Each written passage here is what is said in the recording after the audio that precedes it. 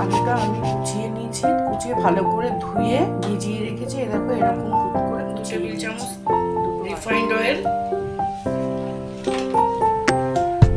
দিয়ে দিচ্ছি, জোয়ান ভাজা হয়ে গেছে। এবার দিয়ে দিচ্ছি কাঁচা লঙ্কা কুচিয়ে রেখেছিলাম, সেটাকে দিয়ে দিলাম। ভাজা হয়ে গেলে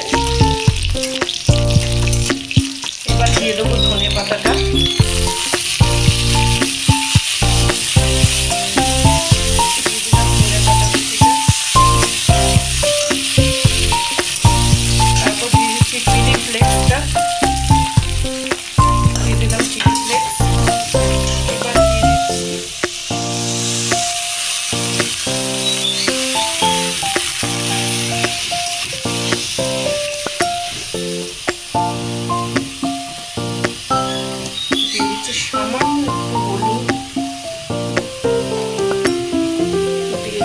টেস্টে ব্যালেন্স করার জন্য সামান্য একটু চিনি।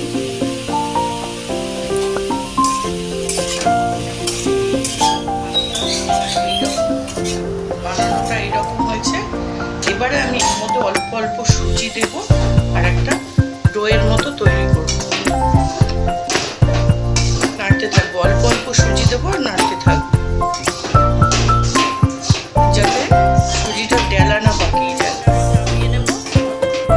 হালকা উষ্ণ ঠান্ডা হওয়া অবধি একটু অপেক্ষা করব।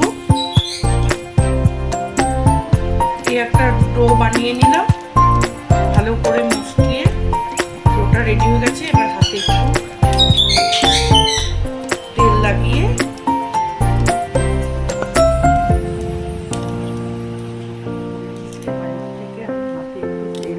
নিয়ে এবার ছোট ছোট করে লেচি কেটে নেব।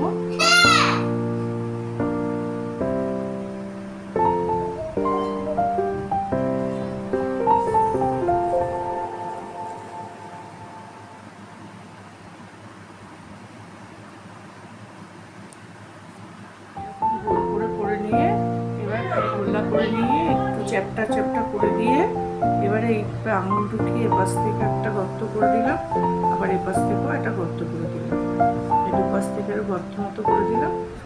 এই যে হয়ে গেল।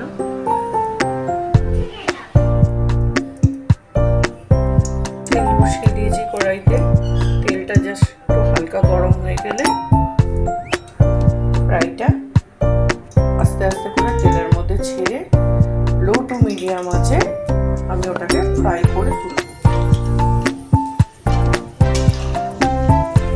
লো টু মিডিয়াম আছে রেখে ফ্রাইটা ভেজে নিচ্ছি।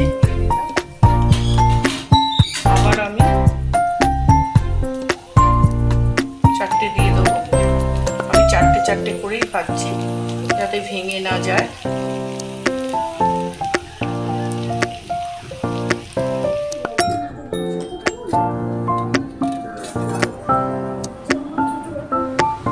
কেমন হয়েছে? দারুণ হয়েছে।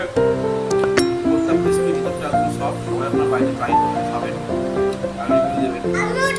আমি দিচ্ছি।